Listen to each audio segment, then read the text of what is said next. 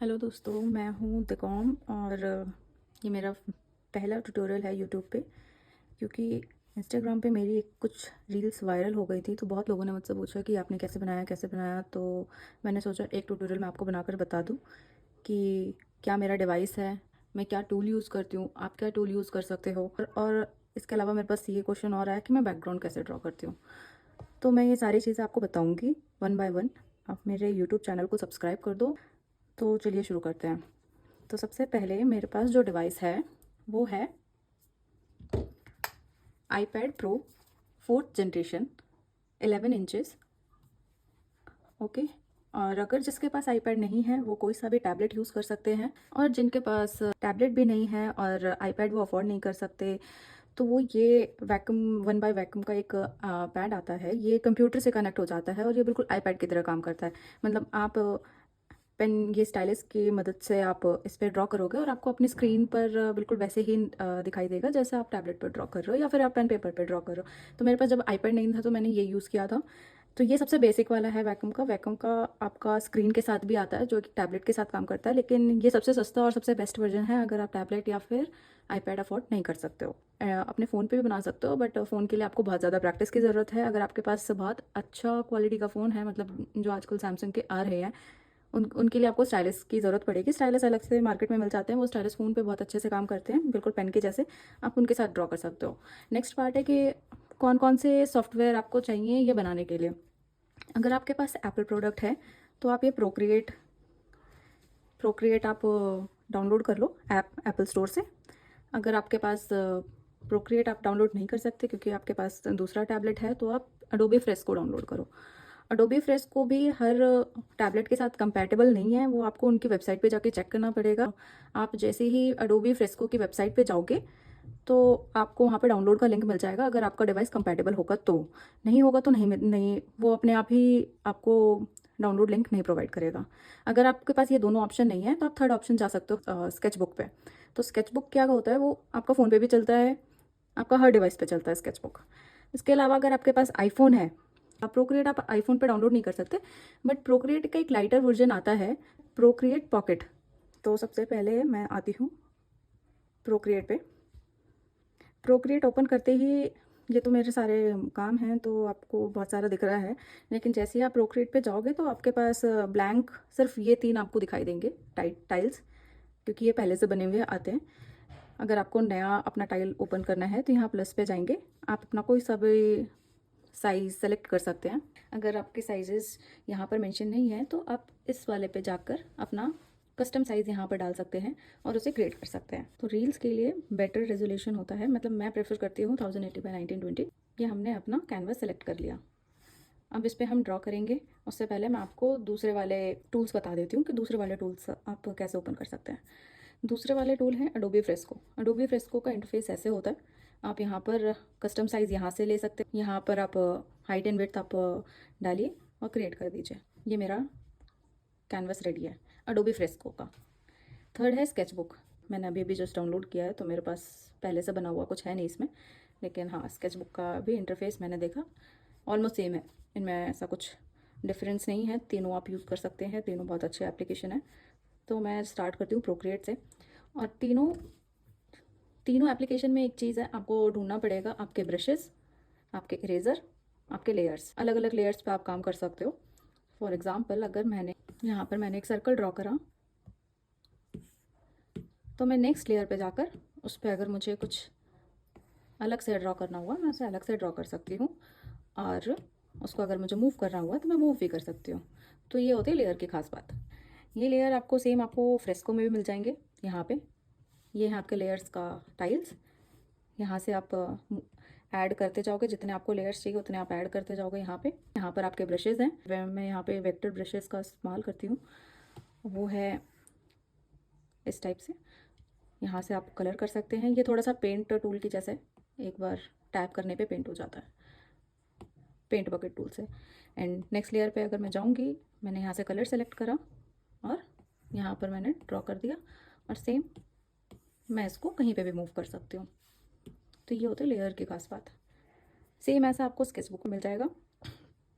यहाँ से आप लेयर ऐड कर सकते हैं। ये आपके ब्रशेज़ हैं। यहाँ पर आप कुछ भी अपना शेप ड्रॉ करके, ये आपका पेंट बकेट टूल है, यहाँ पर आप क्लिक करेंगे आपको कलर मिल जाएगा। यहाँ से आप अपना कलर सिलेक्शन कर सकते हैं कि आपको कौन सा कलर चाहिए। आप उस हिसाब से अपना कलर करें और लेयर ऐड करते जाएँ, ड्रॉ करते जाएँ। सेम मेथड है और कुछ नहीं, आपको बस टूल्स आपको थोड़े से ढूंढने पड़ेंगे कि कौन कौन से टूल्स कहाँ पर हैं। किसी के ब्रशेज़ इधर हैं, किसी के इधर है, किसी के इधर है, वो आपको अपना फिगर आउट करना पड़ेगा। मैं सबका नहीं बता सकती, अलग अलग। तो चलो मैं प्रोक्रिएट से स्टार्ट करती हूँ क्योंकि मैं प्रोक्रिएट पे ज़्यादा काम करती हूँ। पहले हम अपनी इमेज इंपोर्ट करेंगे, जो कि मेरे को बहुत सारी क्वेरीज भी आई कि आप इमेज के ऊपर कैसे ड्रॉ करते हो। तो पहले हम यहाँ पे इमेज पोर्ट करेंगे। इंसर्ट फाइल, इंसर्ट फोटो, जहाँ पर भी आपका डॉक्यूमेंट है वहाँ पर आप फ़ोटो में जाएँ और अपना फ़ोटो सेलेक्ट कर लें। बच्ची की फ़ोटो ड्रॉ करके आपको बताने वाली हूँ। आपके पास ऐसे डॉटेड सा इंटरफेस आएगा, सिलेक्शन टूल। आप इसको अपने हिसाब से बड़ा कर लो, आपको जितनी पिक्चर आपको ड्रॉ करनी है। जैसे मैं चाह रही हूँ कि मैं इसकी ये वाली टांगे ना बनाऊँ, मैं इसको यहाँ पे नीचे से मूव कर दूँगी ताकि मैं पीछे मेरे पास बैकग्राउंड का स्पेस मिल जाए। तो मैंने इसे अपने हिसाब से एडजस्ट कर लिया। नेक्स्ट अब मैं करूँगी इस लेयर की ओपेसिटी डाउन। इस लेयर में बहुत सारे आपके पास प्रॉपर्टीज़ हैं। आप इस एन पे आप क्लिक करेंगे तो आपके पास ये ओपेसिटी का ऑप्शन आ जाएगा। जितनी भी ओपेसिटी आपको रखनी है, ये आपके बहुत सारे ब्लेंड मोड आ जाएंगे, जो कि अभी आपको समझ में नहीं आएगा, लेकिन अभी आपको नॉर्मल पे ही रखना है। वो मैं आपको अपनी नेक्स्ट वीडियो में कभी आपको बताऊंगी कि इन सब के क्या यूज़ होते हैं। तो अभी आपको बस इतना समझना है कि आपको ओपेसिटी आपको कम अपने हिसाब से, आपको जितना आपको लाइन अगर आपको दिख रही है तो आप रख लो, नहीं दिख रही है तो आप थोड़े से और ज़्यादा कर लो। सेम आपको फ्रेस्को में भी आप यहाँ से कर सकते हैं। इस वाले जगह से ये फ़ोटो का आइकन बना है, यहाँ पर जाएंगे, फ़ोटोज़ में जाएंगे, अपनी फ़ोटो ले आएंगे और सेम आप अपने हिसाब से फ़ोटो को एडजस्ट करेंगे, डन करेंगे। और यहाँ पर आपका ब्लेंडिंग ऑप्शन आता है, इसके जस्ट नीचे इस वाले कंट्रोल पैनल पे। यहाँ पर आप अपनी ओपेसिटी को कम ज़्यादा कर सकते हैं। अगर आपकी लेयर ऊपर चली गई तो इसे ड्रैग करके आप कहीं पे भी सेट कर सकते हो। ये सारे एप्लीकेशन में सेम मेथड है। इसके ऊपर वाली लेयर पर आपको अपने ब्रशेस से काम करना है। ब्रशेस का आप कलर आप सेलेक्ट कर लो और आप इसे ड्रॉ करना शुरू कर दो, मतलब जैसे भी आपको ड्रॉ करना है। आप इसे हाइड करेंगे तो आपको अपना ड्राइंग आपको दिखाई देगा। मैं जा रही हूँ प्रोक्रिएट पे। ये मैंने प्रोक्रिएट पे अपना सेट कर लिया है। मैं नेक्स्ट लेयर लूँगी, यहाँ से मैं कलर सेलेक्ट करूँगी और मैंने यहाँ पे ब्रशेस में स्टूडियो पेन लिया है। स्टूडियो पेन आपको इंकिंग वाले ऑप्शन में आपको स्टूडियो पेन मिल जाएगा, ठीक है। आप इसे जूम करेंगे, जूम ऐसे कर सकते हैं, आप इसे ड्रॉ करेंगे। जब आप ड्रॉ करेंगे, आपने देखा कि आपसे गलत ड्रॉ हो गया, तो आप 2 फिंगर से टैप करके इसे अंडू कर सकते हैं। अगर आपको अंडू करना नहीं याद हो रहा है, ये शॉर्टकट आपको याद नहीं है, तो यहाँ पर आपका इरेज़र भी है। आपने ड्रॉ करा, आपने इरेज़र से इरेज़ कर दिया। ओके, तो अब यहाँ पे ब्रशेज़ का भी साइज़ आप यहाँ पे मेंटेन कंट्रोल कर सकते हैं कि आपको छोटा ब्रश चाहिए, पतला ब्रश चाहिए, मोटा ब्रश चाहिए, जैसा चाहिए। और यहाँ पर ब्रश की ओपेसिटी सेट कर सकते हैं। ओपेसिटी का मतलब है जैसे अभी ये फुल ओपेसिटी पर है तो ऐसा ड्रॉ हो रहा है, इसे मैं कम करूँगी तो ये हल्का ड्रॉ होगा, और कम करूँगी तो ये ऐसा ड्रॉ होगा। तो ये आपके ऊपर है। तो मैंने इसकी ओपेसिटी हाई करी हुई है। ब्रश का साइज़ मैंने अपने अकॉर्डिंग सेट करा हुआ है। और ब्रश पे भी आप जाएंगे तो आपके पास ऐसा इंटरफेस आएगा जिसमें आप ब्रश की सेटिंग कर सकते हैं अपने हिसाब से। अभी मेरे ब्रश की स्टेबिलिटी है 24% पे। मैं इसे अपने हिसाब से मैं इसको चेंज भी करती रहती हूँ। मैं आपको बताऊँगी कैसे। अपनी फ़ोटो पे जाती हूँ, मैं आइज़ ड्रॉ करती हूँ। आइज़ जितना सिंपल हो सके आप उतना सिंपल रखो। और ये आप लॉन्ग प्रेस करोगे तो आपका ये परफेक्ट सर्कल बन जाएगा। परफेक्ट सर्कल क्या मतलब परफेक्ट शेप बनेगा। जैसे अगर आपने ये सर्कल ड्रॉ करा है तो ये ओवल बन गया है। अगर लेकिन मैं एक फिंगर से इधर टैप करूँगी तो परफेक्ट सर्कल बन जाएगा। आप देख रहे हैं ऐसे। तो आइज़ का मैंने ओवल शेप रखा है। इसमें मैं कलर सेलेक्ट करूँगी वाइट और मैं ये डॉट बना दूँगी, जो कि आँखों के अंदर जो लाइट्स चमकती हैं, रिफ्लेक्शन। मैंने दोबारा से ब्लैक कलर लिया और मैंने ये नोज़ ड्रॉ कर दी और मैंने ये स्माइल बना दिया। फिर मैं जाऊँगी अपने हेयर्स पे। हेयर्स का आपको ये देखना है कि जितने ज़्यादा आप सिंपल शेप आप फिगर आउट कर पा रहे हो, आप उतना फिगर आउट करके वो शेप को आप बनाते जाओ। अब जैसे अगर मुझे ये करना है तो आप कहेंगे कि आपका फेस सही नहीं बन रहा है, आपका हाथ स्टेबल नहीं हो रहा है, आपकी लाइन ऐसे ऐसे बन रही है। आप ये कर सकते हो, पहली बात कि आप पहले प्रैक्टिस करो कि आप ऐसे करके ड्रॉ नहीं करने का, आपको पूरे हैंड से ड्रॉ करना है, पूरे हैंड से, अपनी कलाइयों से नहीं। आप अपनी कलाइयों से ड्रॉ करेंगे तो आपका हमेशा ये गलत होगा। आप अपने हैंड से ड्रॉ करेंगे तो आपका हमेशा सीधा लाइन जाएगा। तो वो आपको प्रैक्टिस करनी पड़ेगी। लेकिन अगर आप बिगनर हैं, आप नहीं कर पा रहे हैं, तो आपके पास यहाँ पर एक और मेथड है कि आप यहाँ पर सेटिंग में जाएंगे और इस वाले ऑप्शन पर जाकर इसका अमाउंट 60-65 आपके अपने हिसाब से ज़्यादा कर देंगे। मैं 70 पे कर देती हूँ। तो फिर क्या होगा, अगर मैं इसे करती हूँ तो ये देखो, ये मेरी ट्रेसिंग को पकड़ रहा है। समझ में आया? मैं अगर मेरे को जैसे लंबी लाइन खींचनी है लेकिन वो स्ट्रेट नहीं होनी चाहिए, तो वो आराम से इसको स्मूथ कर रहा है, राइट। तो अब हम ड्रॉ करते हैं। तो ये आपको अभी दिखेगा फास्ट फॉरवर्ड में, आप देखते रहो।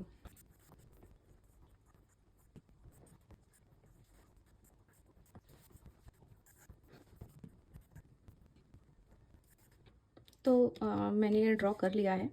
अब आपको अपने लेयर्स पे जाना है और देखना है कि ये ड्रॉ कैसा हुआ है। आपको इसे चेक करना है कि ये अच्छा लग रहा है कि नहीं लग रहा है। मैंने यहाँ पे जो टिक मार्क है वो, उससे आप इसे हाइड कर सकते हैं। जैसे मैं अभी इसको हाइड करूँगी तो आपको अपनी एक्चुअल ड्राइंग दिखाई देगी। मैंने इसे हाइड किया तो मुझे दिखाई दिया कि अच्छा मेरी मेरी पेंटिंग ऐसी बनी है या फिर ट्रेसिंग ऐसा है। फिर भी कई कई बार होता है कि हमें ये पसंद नहीं आ रहा होता है कि जैसे मेरे को स्माइल पसंद नहीं आ रही है, एक्यूरेट नहीं है या फिर क्यूट नहीं लग रही है, तो मैं यहाँ पे डिलीट करूँगी और अपने अकॉर्डिंग यहाँ पे अलग से स्माइल ऐड करूँगी। ठीक है। और फिर मैं यहाँ पे ये चेक करूँगी कि कोई सी लाइन यहाँ पर डिस्कनेक्ट तो नहीं है, ताकि जब मैं यहाँ पर कलर ड्रॉप करूँ तो वो फैल ना जाए पूरे के पूरे आर्टबोर्ड पे। जैसे मैं आपको एग्जांपल बताती हूँ, जैसे यहाँ पर भी ये डिस्कनेक्ट है, ठीक है। और मैंने यहाँ पर कलर सेलेक्ट करा और मैंने पिंक कर लिया है और मैं यहाँ पर ऐसे ड्रॉप करूँगी तो ये पूरे इस पर फैल जाएगा और जो जो कनेक्टेड था उस पर नहीं आएगा। तो इसका मतलब है कि हमारी ड्राइंग अभी कंप्लीट नहीं है, हमें चेक करना पड़ेगा कि कहाँ कहाँ पे लाइन डिस्कनेक्ट है। जाओ और जाकर उसे कनेक्ट करो।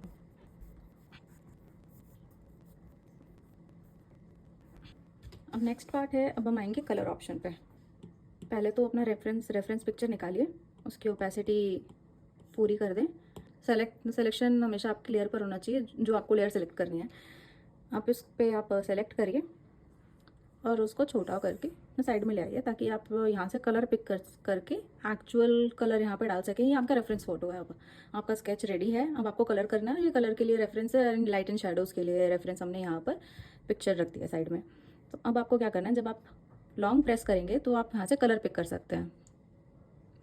ये लॉन्ग प्रेस करा, अगर मुझे ये कलर चाहिए या फिर इसका फेस का कलर चाहिए तो मैं कहीं पर भी जाऊँगी, लॉन्ग प्रेस करने पर मुझे उसका कलर मिल जाएगा। अब मैं चाह रही हूँ कि मैं अपने इस वाले लेयर पे ना कलर करके मैं दूसरी लेयर पे कलर करूँ, ताकि अगर मुझे कुछ अपने आउटलाइन में चेंजेस करने हो तो वो मैं आगे चल के कर सकूँ। इसलिए यहाँ पर लेयर का काम होता है। अगर आप बहुत कॉन्फिडेंट हैं कि आपका ये पूरा परफेक्ट है, आप आगे चल के इसको चेंज नहीं करेंगे, तो आप सिंगल लेयर पे भी काम कर सकते हैं। लेकिन मैं प्रेफर करती हूँ कि मैं दूसरी लेयर पे भी काम करूँ। तो दूसरी लेयर पे काम करने के लिए मुझे इस लेयर को अपना रेफरेंस बनाना होगा। तो इस लेयर पे यहाँ इस ग्रे वाले पार्ट पे क्लिक करना है और आपके पास ये सारे ऑप्शन आ जाएंगे और इस पर आप रेफरेंस पर आप क्लिक कर देंगे। जैसे ही आप ये रेफरेंस पे क्लिक करेंगे तो बाकी सारी लेयर इसको रेफरेंस लेके कलर करेगी, राइट। तो अपनी आउटलाइन वाले लेयर को सबसे ऊपर रखना है और बाकी सारी लेयर्स को नीचे रखना है, क्योंकि आउटलाइन दिखनी चाहिए हमें। अब मैं वापस इसका स्किन कलर ले लिया है मैंने, इसका स्किन कलर, और अपनी लेयर पे जाऊंगी और मैंने फिल कर दिया ऐसे। अगर आपके पास बहुत सारे ऐसे ब्लॉक्स हैं कि आपको बार बार ऐसे ड्रैग करना पड़ रहा है, तो वो बहुत अनोइंग लग रहा है आपको, तो आप एक काम और कर सकते हैं। आपने ड्रैग करा, आपके पास एक कंटिन्यू फिलिंग का ऑप्शन आएगा, इस पर क्लिक करेंगे। अब जिस पे भी आप टैप करेंगे उस पर क्लिक होता चला जाएगा, फिल होता चला जाएगा। तो आप एक ये भी ऑप्शन है।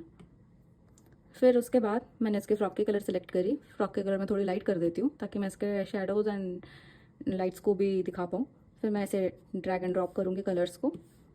ये आपका फ्रॉक भी रेडी है ना। अब इसके हेयर कलर मैं थोड़े से, मैं चाहती हूँ कि इसके कलर ब्लैक ना हो के इसके हेयर कलर थोड़े से ब्राउनिश कलर में हो। तो ये मैंने ब्राउन कलर सेलेक्ट कर लिया है और मैं ब्राउन कलर पे जाकर मैंने इसके हेयर को कलर कर दिया।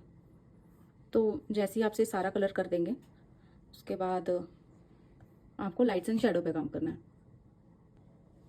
अब लाइट्स एंड शेडो पे काम करने के लिए मैं एक और लेयर ले लेती हूँ, क्योंकि मुझे ऐसा लगता है कि मैंने इधर लाइट गलत दे दी, उधर गलत दे दिया। अगर मैं सेम लेयर पे लाइट्स एंड शेडो पे काम करूँगी, मान लो अगर मैंने इस पे काम करा और अगर मैं इस पर मेरे को लगेगा कि मैंने तो गलत कर दिया, मुझे थोड़ा सा डिलीट करना है, तो वो साथ साथ पीछे वाला कलर भी डिलीट हो जाएगा। इसलिए मैं डिफरेंट लेयर पे शेडोज़ एंड लाइट पे काम करती हूँ, बहुत सारे लेयर्स पे मैं काम करती हूँ। आपकी अपनी मर्ज़ी है, आप जिस पे भी काम करना चाहें। तो मैंने ये कलर सेलेक्ट करा, मैं इसका थोड़ा सा डार्कर वर्जन लूँगी। मैं अपना ब्रश को एडजस्ट करूँगी और जहाँ जहाँ मुझे लगता है कि अच्छा यहाँ पे शेडो है, तो मुझे यहाँ पे शेडो क्रिएट करना चाहिए। तो आपको यहाँ पे ये वापस से ये वाला रेफरेंस ये कैच कर रहा है, यहाँ से रेफरेंस हटाना आपको और अब नॉर्मल आपको कलर ड्रॉप करना है, क्योंकि अब आपका कोई रेफरेंस नहीं है, अब आप मैनुअल कर रहे हो। तो जैसा भी आपको सही लगे आप ये कर सकते हो। आप इसे ऐसे भी कलर कर सकते हो नॉर्मल। दूसरा ऑप्शन ये है, या तो आप डार्कर शेड एक्सेप्ट करो, या फिर अगर आपको कलर सेंस नहीं आ रही है, नहीं समझ में आ रहा कि मुझे डार्क इधर जाना चाहिए, कि मुझे डार्क इधर जाना चाहिए, इधर जाना चाहिए, तो सिंपल सा मेथड है। यहाँ आप नॉर्मल ना लेके, ये जो एन पे आपको क्लिक करना है, यहाँ पर ये नॉर्मल ना लेके ऊपर आप जाएंगे, यहाँ मल्टीप्लाई पे सेलेक्ट कर देंगे। मल्टीप्लाई का मतलब ये होता है कि मैं यहाँ पे सेम कलर पिक करूँगी और मैं इस ऊपर वाली लेयर पे मैं ये ड्रॉ करूँगी, तो वो नीचे वाली लेयर के साथ मल्टीप्लाई हो जाएगा। ये बहुत ज़्यादा डार्क हो जाता है, तो इसकी ओपेसिटी अपने अकॉर्डिंग थोड़ा सा कम कर लें, तो ये आपको उसी कलर का आपको शेडो कलर मिल जाएगा। तो ये आपके लिए थोड़ा सा बेटर ऑप्शन है कि आप कलर के साथ स्ट्रगल ना करें। तो मैंने ये मल्टीप्लाई ले लिया है, मल्टीप्लाई कर लिया है इस वाली लेयर को, और मैंने इसको 50% पे रख दिया है। आप अपने कलर के अकॉर्डिंग आप इसकी ओपेसिटी एडजस्ट कर सकते हैं, राइट। देन अपना ब्रश आप सेलेक्ट करना है आपको, और आपको लग रहा है कि आपको जो भी कलर आपको डार्क करना है, आप फ़ोटो का रेफरेंस लें और उसको डार्क करते चले जाएं।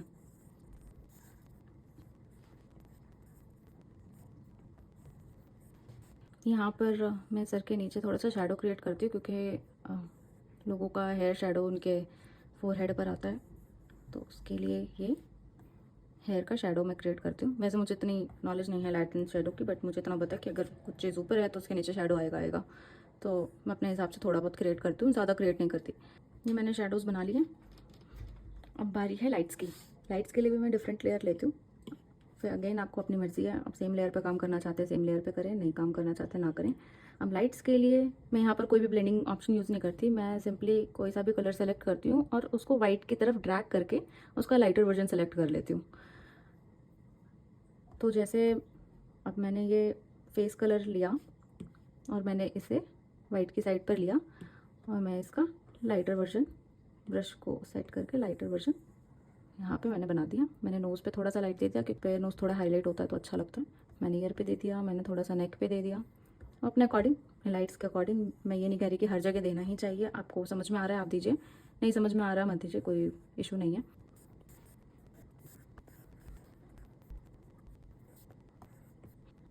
ओके, अब लाइट्स भी ऐड हो गई, शेडो भी ऐड हो गए। एंड में अब क्या करना है, अभी इस अपना रेफरेंस हटा लेना है। अब आपको जो कमी लग रही है कि चलो इसमें अब क्या कमी हो सकती है, तो जैसा कि मेरे वीडियो में मैं एक काम ये करती हूँ कि मैं हंसता हुआ फेस बनाती हूँ। इसको रेफरेंस पर आप ले लेंगे और अपना सेलेक्ट करेंगे लेयर, उस पर रेड कलर फिल कर देंगे, और मैं टीथ के लिए लेती हूँ वाइट कलर। वाइट कलर मैं इस पर ड्रॉ कर दूँगी अपनी ओरिजिनल लेयर पे, सबसे पहले वाली लेयर पे। ये दोनों मैंने फिल करें। ये हो गया हमारा स्माइली फेस, हमारा कंप्लीट हो गया। अब मुझे लगता है कि अच्छा नहीं, मेरे को थोड़ा सा हेयर और बनाना चाहिए या फिर कुछ और करना चाहिए। मैं ब्लैक कलर सेलेक्ट करूँगी, अपना रेफरेंस लेयर पे जाऊँगी, रेफरेंस हटा के मैं उस पर थोड़ा सा अलग से अपना हेयर ऐड कर दूँगी, जो कि मुझे लगेगा कि अच्छा ये बच्चों के ना ऐसे ही बाल निकले हुए रहते हैं, तो तभी वो बच्चे लगते हैं। तो अपने हिसाब से कुछ फ्लाई ओवेज अपना ऐड कर दो, सही लगता है, जितना लगता है उतना, ज़्यादा नहीं, ज़्यादा हो जाएगा तो अजीब लगेगा। फिर उसके अलावा और क्या ऐड कर सकते हैं, जो कि मैं आजकल कर रही हूँ, मैं ब्लश ऐड करती हूँ। मैंने यही कलर सेलेक्ट कर लिया, इस बच्चे का ब्लश ऐड कर दिया। तो ये मेरे हिसाब से ये मैंने बना दिया है। अब मैं एक काम और करती हूँ, जो मैं बैकग्राउंड ऐड करती हूँ। तो बैकग्राउंड ऐड ऐसा नहीं है कि मैंने कोई सा AI टूल लगाया और मैंने ऐसे इरेज कर दिया और वो बैकग्राउंड बन गया, नहीं। मैं बैकग्राउंड ड्रॉ करती हूँ, जैसे मैंने ये पिक्चर ड्रॉ करी मैं वैसे ही बैकग्राउंड ड्रॉ करती हूँ, जो कि मैं अपनी वीडियो में नहीं दिखाती हूँ, क्योंकि वो बहुत लॉन्ग प्रोसेस हो जाता है बैकग्राउंड ड्रॉ करने का। तो जैसे मुझे अब मैं चाह रही हूँ कि ये थोड़ा सा कैसा बैकग्राउंड होना चाहिए, मैं सोच रही हूँ बालकनी में खड़ी हूँ, तो बालकनी के लिए मैं अपना कोई सा ऐसे नॉर्मल पेन सेलेक्ट करूँगी जिससे मैं रफ एक ड्रॉ कर सकूँ कि मुझे एक्चुअल चाहिए क्या। तो मैंने ये लिया बालकनी का साइड, ये नहीं, मान लो ये लिया मैंने।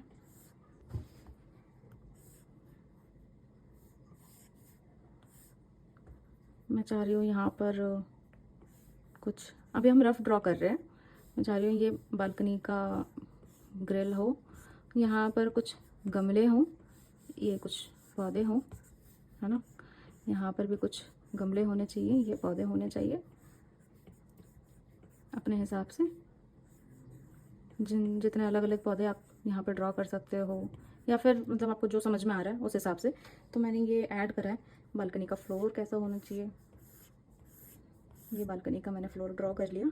अब उसके बाद पीछे मान लो अगर ये फर्स्ट फ्लोर पर है या सेकंड फ्लोर की बालकनी है, तो यहाँ पर ट्रीज़ दिखेंगे, है ना, बालकनी के पीछे से। और यहाँ पर हमारे थोड़े से कुछ स्काई दिख सकते हैं, राइट। अब क्या करना है हमको ये बिल्कुल अच्छे से ड्रॉ नहीं करना है कि ओ माय गॉड अब हम इसको इतना अच्छे से कैसे ड्रॉ करेंगे, नहीं। हमें क्या करना है, हमें कोई सा ऐसा ब्रश लेना है, रफ सा कोई सा ब्रश। जैसे मैंने ये वाला ब्रश लिया है, ये ब्रश है मरकरी। ये आपको इंकिंग में ही मरकरी टॉप पे मिल जाएगा, उसको आपको सेलेक्ट करना है अपने साइज़ का, ठीक है। हमें सबसे पहले मैं ड्रॉ करूँगी अपना ट्री। ये मैंने अपना ट्री ड्रॉ कर लिया है। इसमें मैं थोड़े से कलर्स और ऐड कर दूँगी। ये थोड़े से मैंने कलर्स ऐड कर लिए, थोड़ा सा लाइट्स ऐड कर लिया, क्योंकि ट्रीज़ में बहुत सारे लाइट्स होते हैं अगर वो डे है तो। और मैंने थोड़ा सा और डार्क कलर कहीं कहीं पर छोटा सा ब्रश करके कहीं कहीं पर मैंने ऐसे रफ सा ड्रॉ कर लिया, राइट। अब क्या करना है, अब हमें बालकनी ड्रॉ करनी है। अब क्योंकि बालकनी ट्री के ऊपर एज एन बालकनी में ट्री नहीं होगा हुआ, मतलब बालकनी उसके ऊपर वाली लेयर पे दिखना चाहिए। तो बालकनी के लिए मैंने अलग लेयर लिया जो जिसके ट्री के ऊपर रहेगा वो बालकनी। तो अपने हिसाब से ही ये मैंने बालकनी का फेंसेस अब मैं ड्रॉ कर रही हूँ, जो कि ये थोड़ा सा चौड़ा होना चाहिए।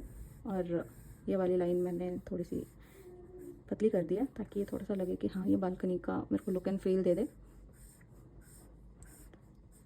ये हो गया मेरा बालकनी का फेंसेस रेडी, ठीक है। फिर उसके बाद अब मुझे यहाँ गमले ऐड करने हैं। गमले ऐड करने से पहले मैं यहाँ पर ये फ्लोर ड्रॉ करूँगी। बालकनी का जो भी फ्लोर है मैं चाह रही हूँ वो थोड़ा सा ब्राउनिश कलर का हो, और मैंने उस पर ब्राउन कलर ऐड कर दिया। अपना ब्रश बड़ा करा और मैंने ये ब्राउन कलर ऐड कर दिया। सॉरी, 3 टैप से आप रीडू कर सकते हैं, 2 टैप से अंडू, 3 टैप से रीडू। मान लो किसी किसी की बालकनी जैसी भी होती है, मतलब उतना परफेक्ट करने की ज़रूरत नहीं है मेरे हिसाब से, तो नहीं, अभी तक तो नहीं, क्योंकि मेरा मेन फोकस मेरे इस कैरिकेचर पर है, बैकग्राउंड पे नहीं है। बैकग्राउंड तो बस थोड़ा सा एस्थेटिक लगाने के लिए। अब हम गमले ड्रॉ करेंगे। गमले में बालकनी के ऊपर ड्रॉ करूँगी, और ये मैंने गमले ड्रॉ करने शुरू कर दिए। यहाँ पर एक गमला आपको नहीं दिख रहा होगा, मैं एक बार इसको हाइड करती हूँ। लड़की को ग्रुप बना दिया मैंने लड़की का, और लड़की को मैंने हाइड कर दिया। तो ये जैसे अपनी लेयर पे जाओ और अपने गमले ड्रॉ करना शुरू कर दो। इतना होने की ज़रूरत नहीं है, बस थोड़ी बहुत आउटलाइन, शैडो और कुछ दिखना चाहिए, थोड़ा बहुत दिखना चाहिए, है ना। मैंने ये ड्रॉ कर दिया। अब मैं क्या करूँगी, यहाँ पे मैंने एक और गमला ड्रॉ कर दिया डिफरेंट शेड में, क्योंकि वो पीछे है तो थोड़ा सा और ब्लैकिश सा दिख रहा है। यहाँ पे मैंने और ब्लैक ऐड कर दिया, और मैं थोड़े से शेडिंग ऐड कर देती हूँ ताकि वो लगे कि हाँ वो गमला ही है। यहाँ पे अब मैं अपने प्लांट्स ऐड करूँगी।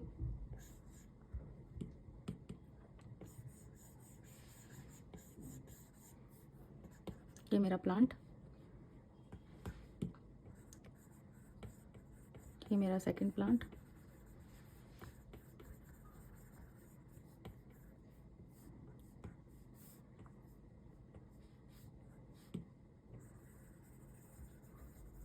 ये मेरा थर्ड प्लांट। मान लो बेल जैसा है गमले के चारों तरफ। अगर आप चाह रहे हो कि ये और बेल है तो ये आप अपने रेलिंग पे लपेट सकते हो इस हिसाब से।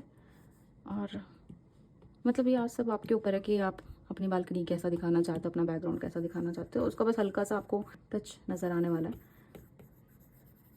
अब जैसे ये फ्रंट पे था तो फ्रंट वाला हट गया, तो मैं इसे दोबारा से ड्रॉ कर देती हूँ क्योंकि फ्रंट वाला तो पहले आना चाहिए। अब इसमें थोड़े से कलर्स ऐड कर दो, लाइट्स एंड शैडो।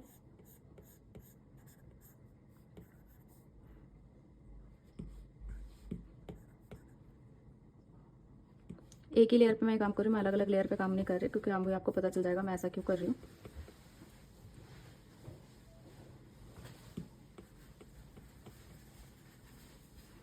अब मुझे इसके ऊपर की लाइट्स थोड़ी सी ऐड करनी है क्योंकि ऑफ कोर्स दिन का टाइम है तो सनशाइन की वजह से पेड़ ज़्यादा चमक रहे हैं।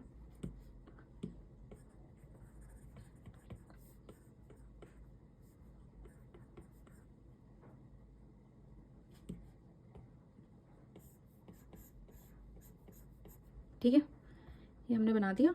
अब मैं बैकग्राउंड में मेरे को क्या करना है, मेरे को वो स्काई ऐड करना है। अब क्लियर स्काई के लिए मैं चाहूँगी बिल्कुल क्लियर स्काई का कलर ले लिया और सबसे नीचे वाली लेयर, मतलब ट्री के भी पीछे वाली लेयर पे मैंने स्काई का कलर ऐड कर दिया। अब स्काई पे मुझे चाहिए थोड़े से बादल। थोड़े से बादल के लिए एयर ब्रशिंग पे जाऊँगी, मैं सॉफ्ट ब्रश पे जाऊँगी। वाइट कलर सेलेक्ट करा मैंने और मैंने उसका साइज़ एडजस्ट करने के बाद मैं बादल ड्रॉ कर दूँगी। ठीक है, ये रहे मेरे थोड़े से बादल। तो बहुत पीछे दिखाई दे रहे हैं, थोड़ा सा और अच्छे से दिखाना तो आप उसमें डेप्थ ला सकते हो, लेकिन अभी उसके लिए कोई ज़रूरत नहीं है क्योंकि अब देखो मैं क्या करने वाली हूँ। अब मैंने क्या करा, मैंने इन सारी लेयर्स जो मैंने बैकग्राउंड के लिए बनाई थी मैं इसको ग्रुप कर दूँगी। मैं इसको डुप्लीकेट कर दूँगी जस्ट इन केस, मैं अपनी हर लेयर को डुप्लीकेट कर दूँ जस्ट इन केस अगर मुझे दोबारा से उस पर वर्क करना पड़े तो। आप चाहे तो नहीं भी कर सकते, डायरेक्ट काम कर सकते हैं। मैंने इसे डुप्लीकेट कर दिया है और मैं इसको फ्लैटन कर देती हूँ। फ्लैटन करने का मतलब है कि ये सारी जो लेयर्स थी ये सिर्फ एक लेयर में बदल गई है। मतलब मैं अपनी ड्राइंग को भी हटा देती हूँ, ये सिर्फ एक लेयर में बदल गई है, ये सिंगल लेयर बन गई है मेरी ये ड्राइंग। मतलब अब इसमें कोई अलग से पेड़ पौधे और बालकनी नहीं है, ये सिंगल लेयर हो गया। आपको क्या करना है, अपनी लेयर पे जाना है, फ्लैटन वाली लेयर पे, और आपको ये मैजिक वैन टूल सेलेक्ट करना है जिसमें है आपका गॉसियन ब्लर। गॉसियन ब्लर आप सेलेक्ट करेंगे और आप इसको ड्रैग करेंगे तो आप देखेंगे कि ये ब्लर हो रहा है। तो आपको जितना अमाउंट आपको चाहिए ब्लर का उतना आप इसे ब्लर करेंगे। ठीक है, पहले मैं बच्चे को ले आऊँगी और बच्चे के अकॉर्डिंग मैं उसको ब्लर करूँगी। अब गॉसियन ब्लर वापस से गए और गॉसियन ब्लर को हमने इतना कर दिया, तो मुझे लग रहा है कि इतना ठीक लग रहा है, सही लग रहा है। तो ये मैंने गॉसियन ब्लर अप्लाई कर दिया, तो ये हो गया मेरा बैकग्राउंड। ठीक है, अब मैं बैकग्राउंड वीडियो में दिखाने के लिए मैं क्या करती हूँ, मेरी पिक्चर अब कंप्लीट है। अब मैं क्या करूँगी, मैंने एक लेयर लिया, उस पर वाइट कलर सेलेक्ट कर दिया। मैं इरेज़र लूँगी, इरेज़र में कोई सा बड़ा सा इरेज़र ले लेती हूँ, उसका साइज़ मैं मैक्सिमम कर देती हूँ और जस्ट मैं उसको इरेज़ कर देती हूँ। ऐसा नहीं कि मैंने इसे कहीं से मैं लेकर आई हूँ या फिर मैंने कोई सा एआई टूल लगाया, नहीं, मैंने उसे ड्रॉ करा है और मैं बस उसे इरेज़ करके मैं अपनी पीछे वाली लेयर दिखा रही हूँ कि मैंने क्या बैकग्राउंड इसके लिए बनाया। ठीक है, तो ये रही मेरी वीडियो, मेरा फुल ट्यूटोरियल कि मैंने ये कैसे रील बनाई। अब मैं इसको रिकॉर्ड करूँगी, मैं इसे एडिट करूँगी और फिर मैं इसे एज अ रील में डाल दूँगी। तो अगर आपको ये वीडियो हेल्पफुल लगी हो तो लाइक करना, शेयर करना, सब्सक्राइब करना। ये मेरी फर्स्ट वीडियो है तो मैं चाहती हूँ कि ये उन लोगों तक पहुँचे जो मेरे जैसे हैं, जिनको ड्रॉ करना नहीं आता है। और मैंने एक तरीका ढूंढा जो मैं आप लोगों को सिखा रही हूँ। मैं एक ग्राफिक डिज़ाइनर हूँ, मुझे ऐसे चीज़ों की ज़रूरत बहुत पड़ती है क्योंकि मुझे इनविटेशन कार्ड्स बनाने पड़ते हैं, मुझे कस्टम कैरिकेचर्स बनाने पड़ते हैं। मतलब फ्री पिक पे अवेलेबल है या फिर इन्वाइटो पे भी अवेलेबल होता है, लेकिन कई बार होता है कि सारे पैसे देने पड़ते हैं, लेकिन इतने पैसे मेरे पास होते नहीं है। तो मैंने ये अपने लिए तरीका निकाल लिया है, तो मैं चाह रही हूँ कि ये लोगों को पता चले कि ये, क्योंकि जब आप एआई से आप चीज़ें निकाल सकते हो, आप ट्रेस भी कर सकते हो, इसमें कुछ बुरा नहीं है। लोग मेरे को कह रहे हैं कि आप ट्रेस कर रहे हो, तो जब एआई से आप हेल्प ले सकते हो तो आप ये भी कर सकते हो, सिंपल। तो आप लाइक कर देना, फॉलो कर देना, सब्सक्राइब कर देना और मुझे ऐसे ही सपोर्ट करना। मैं आगे चल के आपको ऐसी और ट्रिक्स बताने वाली हूँ। मैं आगे अपनी नेक्स्ट वीडियो में ये बताऊँगी कि मैंने ये स्नोफॉल कैसे करा अपनी वीडियो में, ये स्नोफॉल कैसे करा, ये फॉलिंग लीव्स कैसे लेकर आई मैं, ये मोर पंख मैं कैसे मैंने एनिमेट किया, ये वाली वीडियो, ये सब मैं अपनी नेक्स्ट वाली वीडियो में बताऊँगी। तब तक के लिए बाय बाय।